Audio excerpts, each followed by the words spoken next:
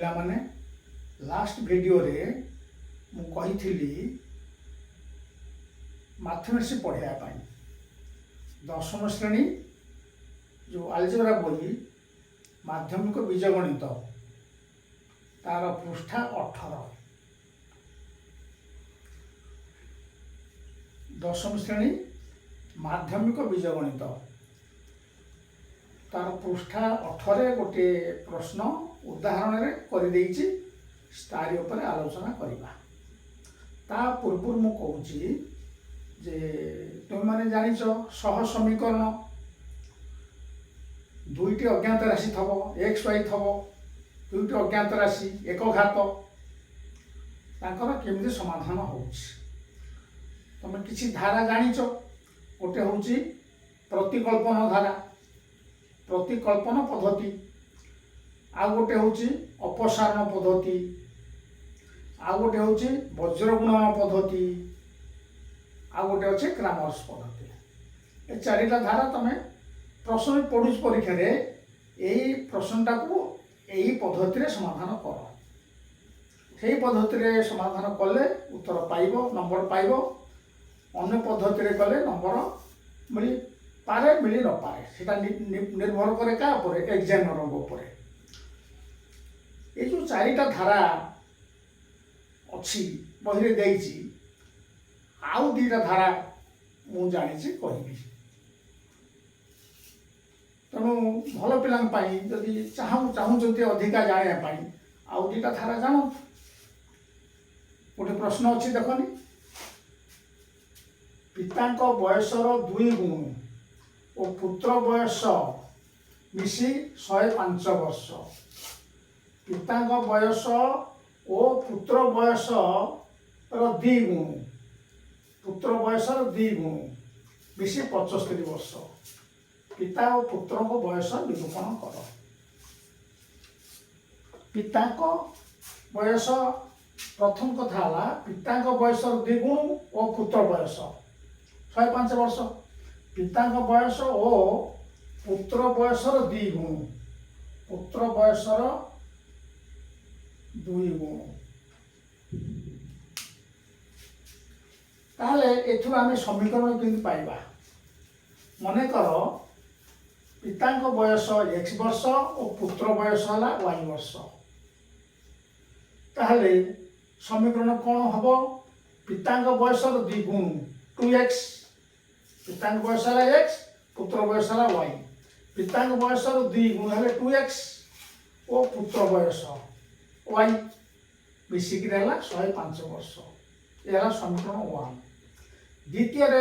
ସମୀକରଣ ପାଇବା ପିତାଙ୍କ ବୟସ ଓ ପୁତ୍ର ବୟସର 2 ଗୁଣ। ପିତାଙ୍କ ବୟସ ହେଲା x, ପୁତ୍ର ବୟସ ହେଲା y, ତାର 2 ଗୁଣ ହେଲା 2y ମିଶିକିରି 75, ସମୀକରଣ 2। ତାହେଲେ ସମୀକରଣ 1 ହେଲା 2x + y = 105। ସମୀକରଣ 2 ହେଲା x + 2y = 75। এই ଦୁଇଟାକୁ ଯୋଗ କରିଦେଲେ ସମୀକରଣ 1 ସମୀକରଣ 2 କୁ ଯୋଗ କଲେ 2x x ମିଶି ହେଲା 3x, y 2y ମିଶି ହେଲା 3y, 105 75 ମିଶି ହେଲା 180, 3x + 3y = 180। 3 କମନ ନେଇଗଲେ ରହିଲା x + y = 180। 3ଟା ବାମ ପଟରେ ହରିଦେଲେ ସେପଟେ ଡାହାଣ ପଟରେ ହରିଦେବା, ଆଉ ରହିବ x + y। ସେପଟରେ 180 ରେ 3 ହେଲା 60, ତାହେଲେ x + y ହେଲା 60। 3ଟା ସମୀକରଣ ପାଇଲେ, 2x + y ହେଲା 105, x + 2y ହେଲା 75, x + y ହେଲା 60। ବର୍ତ୍ତମାନ ସମୀକରଣ 1 ଟାକୁ ମୁଁ ଲେଖିଛି 2x + y = 105। ବର୍ତ୍ତମାନ ଏଟାକୁ ଲେଖିଲି x + y = 60। ବିয়োଗ କଲେ ତଳର ସାଇନ୍ ବଦଳିଯିବ, x ହେଇଗଲା ମାଇନସ୍, y ହେଇଗଲା ମାଇନସ୍, 60 ହେଇଗଲା minus, y plus y minus କଟିଗଲା। 2x ରୁ x ଗଲା ଆଉ ରହିଲା x, 105 ରୁ 60 ଗଲେ ରହିଲା 45। ଆମେ x ଧରିଥିଲେ କାହାର ବୟସ? ପିତାର ବୟସ। ତାହେଲେ ପିତାଙ୍କ ବୟସ ହେଲା 45 ବର୍ଷ। x + y ମିଶିକି 60, y ବାହାର କରିବା, 60 ରୁ एक्स मूल्य 45 फेटी देवा 15 वर्ष पुत्र बयस हो नहले आउ थे लिखा समीकरण 2 को एक्स प्लस 2y है लिखी समीकरण 1 तादर फेट थे एक्स प्लस y इथे आउ थे लिखा एक्स प्लस 2y समीकरण 2 हो एक्स प्लस 2y है 75 तादर फेड़ा x plus y 60 x x कटिला 2y रु y गले y 75 रु 60 गले 15 y है 15 वर्ष y धरी पुत्र बयस तेणु पुत्र बयस है 15 वर्ष पिता बयस है 45 वर्ष ये गोटे धारा ये तुम बही ना जानी था से धारा तो जान ये धारा टी जानी था अच्छा आपर ताको आ गोटे धारा करी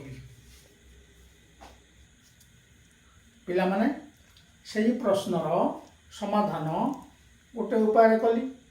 बर्तमान आउ गोटे पद्धति धरी देख से प्रश्न पिता बयस 2 गुण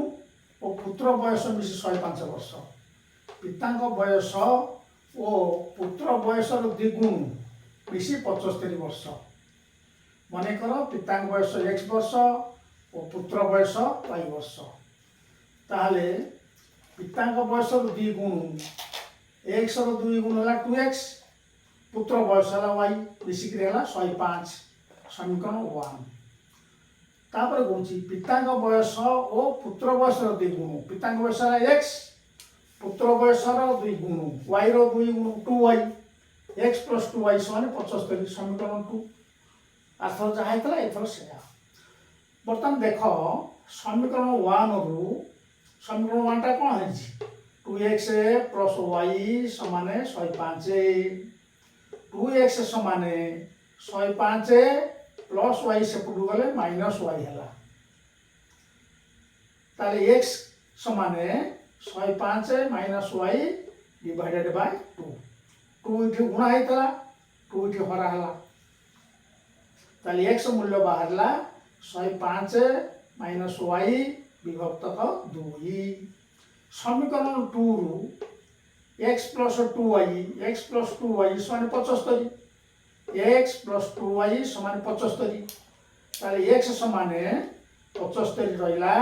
प्लस 2y से पटू गले माइनस 2y है ताले x मूल्य है 75 माइनस 2y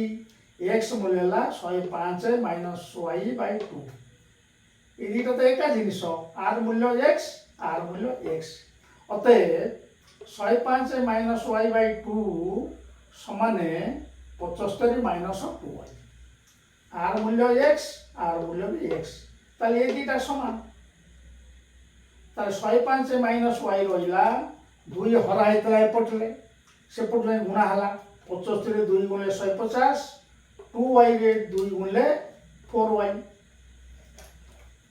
तापर देखो माइनस y रहिला सेपटू माइनस 4y आसला प्लस 4y है समान चिन्ह पाखे 150 थला रहिला एपटू 105 गला सेपटे माइनस 105 है ताले 4y रु y गले रहिला 3y 150 रु 105 गले 45 ताले y समान 45 विभक्त 3 45 3 है 15 वर्ष y धरते पुत्र बयस ताले पुत्र बयस है 15 अच्छा x बाहर केमी दी जन का बयस मिसी हूँ 75 ये जो समीकरण आधार देख x मूल्य 75 माइनस 2y x समान 75 माइनस 2y 75 रहा माइनस रहा 2 रहा y मूल्य 15 बाहर 75 रहा 15 गुण 30 75 रु 30 गला 45 वर्ष 45 वर्ष है x मूल्य x धरते पिता बयस ताले कौन है ये गोटे धारा है आउ टे सामान्य कथा अच्छी कहवाई पिला माने तुम्हें जानिच कि ये समान चिन्ह कथा कौन समान चिन्ह हूँ धर्म नदी ये धर्म नदी जे पार हम से धर्म परिवर्तन कर बाँ पटे जे हिंदू अच्छी सेपटू गले मुसलमान हम बाँ पटे जब मुसलमान थब सेपटू गले हिंदू हम एपटे प्लस थे सेपटू गले माइनस हम एपटे माइनस थे सेपटू गले प्लस हम बाँ पटे गुणन थे डाण पटू सेपटू गले हरण हम बाँ पटे हरण थे डाण पटे गुणन हम ये हूँ समान चिन्ह धर्म पिला माने दुईटी धारा रे पढ़ेली जो दुईटी धारा तुम बही रे नाही अवश्य यही धारा रे कले प्रश्नर समाधान यही धारा रे कले मार्क मिली पारे मिली न पारे सेटा डिपेंड्स ऑन द एग्जामिनर गोटे धारा जान अलग धारा जान तापर बही रे जो समाधान कर देइछि सेही प्रश्नर समाधान करिछि वज्र गुणन पद्धति रे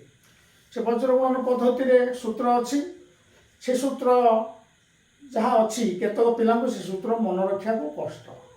तार आउ गोटे सूत्र भी अच्छी एक्स समान एते वाई समान एते एक्स समान बीसी बीसी लिखिदेव ए बी लिखिदेव तापरे 1 2 2 1 1 2 2 1 बसईदेव सेमती वाई मूल्य सीए सीए लिखिदेव तले ए बी लिखिदेव 1 2 2 1 1 2 2 1